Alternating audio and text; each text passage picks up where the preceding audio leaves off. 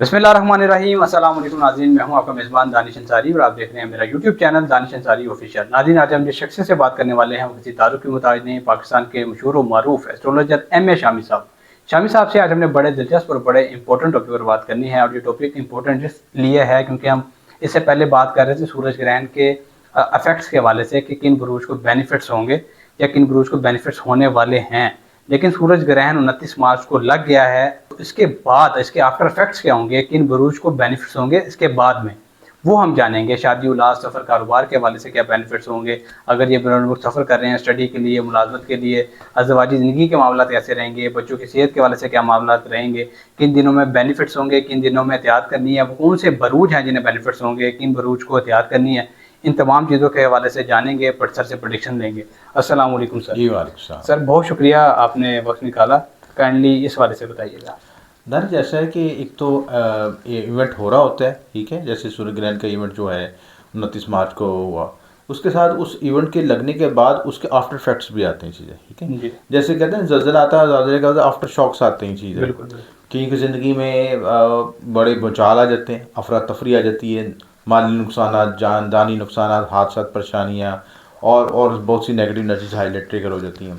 और कई की लोगों की ज़िंदगी में साइकिल जो है एक पॉजिटिव साइकिल शुरू हो जाता है लाइफ का। और पॉजिटिव साइकिल का मतलब एक नई अपॉर्चुनिटी मिलनी शुरू होती है, नए मौके मिलने शुरू होते हैं, नई तरक्कियाँ मिलनी शुरू हो जाती हैं, और जो काम में ब्लॉकेज आ रही थी वो ख़त्म होनी शुरू हो जाती है।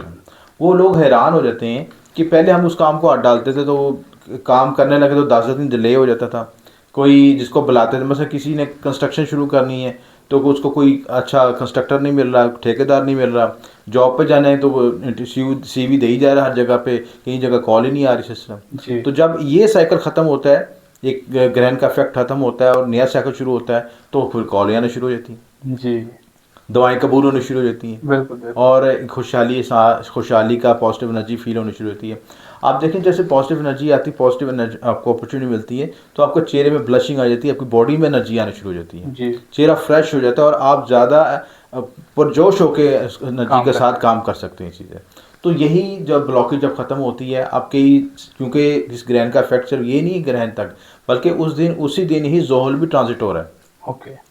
और ज़ोहल ट्रांजिट होगा, राहु के साथ कंजक्ट करेगा और दूसरे सितारों के साथ का कॉम्बिनेशन बनेगा, तो बहुत सी वेरिएशन, बहुत सी एनर्जीज हैं उस वक्त उस दिन ही डेवलप हो रही हैं। उसके साथ एस्ट्रोलॉजी के लिहाज से, वैदिक एस्ट्रोलॉजी के दिन में उस दिन ही अमावस की रात भी है। अच्छा, ठीक है, ये भी अमलियाती लिहाज से भी बड़ी इंपॉर्टेंट है। शनि अमावस्या उसमें वो बड़ी इंपॉर्टेंट है ये चीज़। और उसमें ये होता है कि जब अमावस की रात में अगर आप कोई सदक़ात दे लेते हैं या ऐसी छोटी मोटी रिचुअल या रेमेडीज़ कर लेते हैं, आसान सी रेमेडी है, जैसे आप घर में दिया जला लेते हैं, ठीक है जी, और उसकी डायरेक्शन जो है किबला रुख कर लेते हैं चीज़ें, तो वो हमारा तो सारा ज़िंदगी का महवरी किबला है जी। बिल्कुल।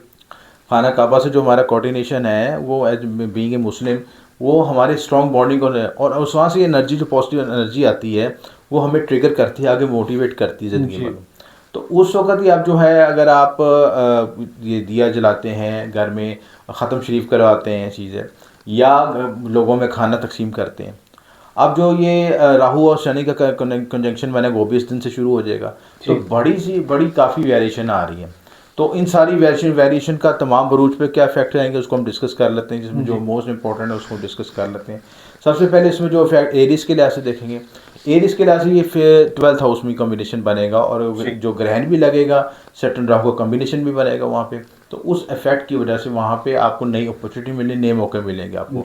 गुरु नंबर से आपको कोई अपॉर्चुनिटी मिल सकती है, ट्रेडिंग का काम कर सकते हैं, जो इम्पोर्ट एक्सपोर्ट का काम करते हैं, जिनका ट्रेडिंग से मतलब काम है, वो उन मामलों में कामयाब हो सकते हैं चीज़ें। इसके अलावा जो लोग सफ़र करना चाहते हैं, इमिग्रेशन हासिल करना चाहते हैं, जिनकी इमिग्रेशन रुकी हुई है, उनकी अपॉर्चुनिटी मिल सकती है।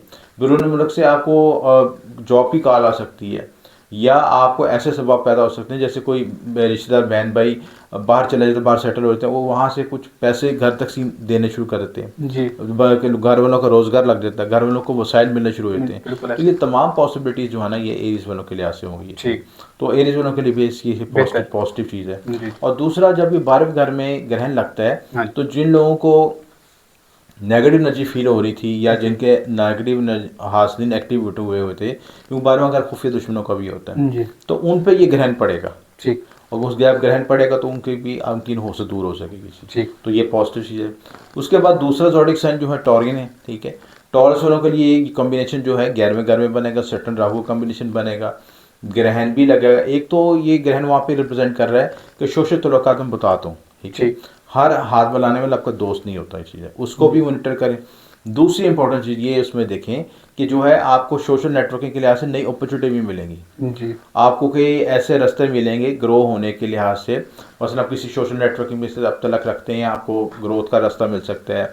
आप किसी यूट्यूब मीडिया और दूसरे सोशल मीडिया पे पॉपुलर हो सकते हैं, इन जगहों पे मोटिवेट हो सकते हैं, आपकी कारकर्दगी जो आपकी काम कर रहे हैं उसको सराहा जा सकता है चीज़ें। ठीक। तो ये सारे बेनिफिट मिल सकते हैं। प्लस जो आपने 10वें घर का जो रिजल्ट है वो 11वें से देखा जाता है। 10वां घर आपको हाउस ऑफ प्रोफेशन होता है ये चीज़ें जी। तो जब प्रोफेशन में आप जो हार्ड वर्किंग की है, एक्स्ट्रा मेहनत की है, उसका रिजल्ट 11वें घर से होता है। 11वें घर में ये कॉम्बिनेशन बनेगा तो 10वें का घर 10वें का लॉर्ड जब 11वें में जाएगा तो आपकी कैरियर में की गोल्डन अपॉर्चुनिटी मिलेंगी, जब बूस्ट लगेगा आपको सिलसिला।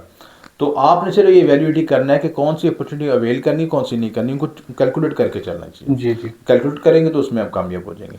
ठीक। इसी तरह जेमिनिस के लिहाज से भी बड़ा पॉजिटिव है, इनके 10th हाउस में कॉम्बिनेशन बनेगा, कैरियर में ग्रोथ में एक्सपेंशन मिल सकेगी। 9th का लॉर्ड जो है 10th में जाएगा। 10वां घर वैसे ही कालपुरुष कुंडली के मुताबिक जो है आपका सैटर्न का घर होता है इसी है। तो आपकी जो समाजी हैसियत में इजाफा होगा, लोग आपको रिस्पेक्ट देंगे, आपकी जो समाजी हैसियत के साथ आपकी जो पेशेवराना स्किल्स हैं उनको एडमायर किया जाएगा, उनको एक्सेप्ट किया जाएगा। आपकी जो कहते हैं ना किसी शख्स की शनाख्त बन जाती है उसके पेशे से। और हम कहते हैं फ़लाँ जगह पे मखसूस एक डॉक्टर बैठा है, वो चाहे गली के आखिरी कोने में मखसूस गली में बैठा है, उसके हाथ में शिफा है, लोग ढूंढते ढूंढते वहाँ पे पहुँच जाते हैं। जी जी, बिल्कुल ऐसे ही।